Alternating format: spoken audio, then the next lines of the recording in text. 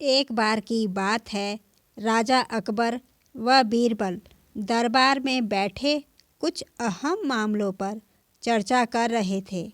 तभी बीरबल ने अकबर से कहा, मुझे लगता है कि ज़्यादातर पुरुष जोरू के गुलाम होते हैं और अपनी पत्नियों से डर कर रहते हैं।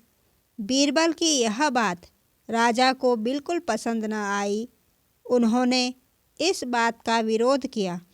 इस पर बीरबल भी अपनी बात मनवाने पर अड़ गए।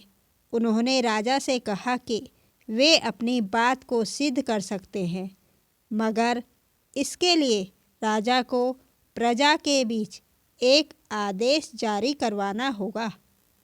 वह आदेश यह था कि जिस पुरुष के अपने पत्नी के डरने की बात सामने आएगी, उसे दरबार में एक मुर्गी जमा करानी होगी। राजा बीरबल की इस बात पर तैयार हो गए।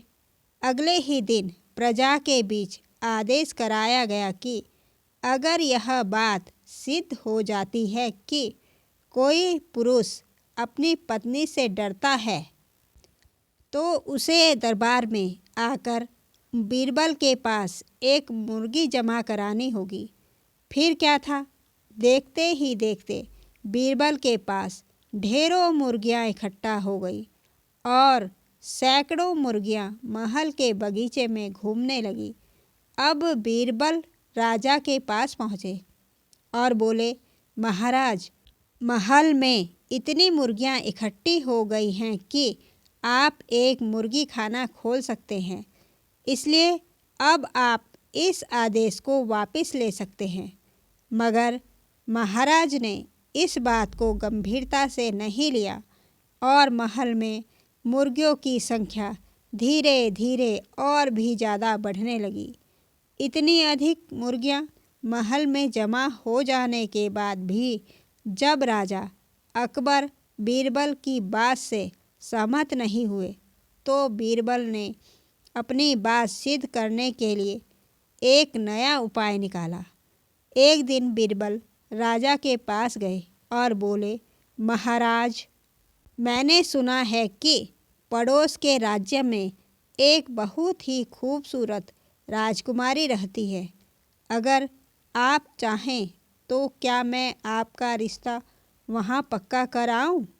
यह सुनते ही राजा चौंक उठे और बोले, बीरबल, तुम ये कैसी बात कर रहे हो? महल में पहले से ही 2 महारानियां मौजूद हैं। अगर उन्हें इस बात की भनक भी लगी तो मेरी खैर नहीं होगी। यह सुनकर बीरबल ने तपाक से जवाब दिया, चलिए महाराज, फिर तो आप भी मेरे पास 2 मुर्गियां जमा करा ही दीजिए। राजा बीरबल का ऐसा जवाब सुनकर शर्मा गए और उन्होंने अपना आदेश उसी वक्त वापस ले लिया। इस कहानी से पता चलता है कि बातों की चतुराई से हम किसी भी बात को मनवा सकते हैं। ज़रूरत है तो बस बीरबल की तरह चतुराई से अपना पक्ष रखने की। अगर आपको कहानी पसंद आई तो इसे लाइक, शेयर एंड सब्सक्राइब अवश्य करें। कहानी सुनने के लिए आपका बहुत बहुत धन्यवाद।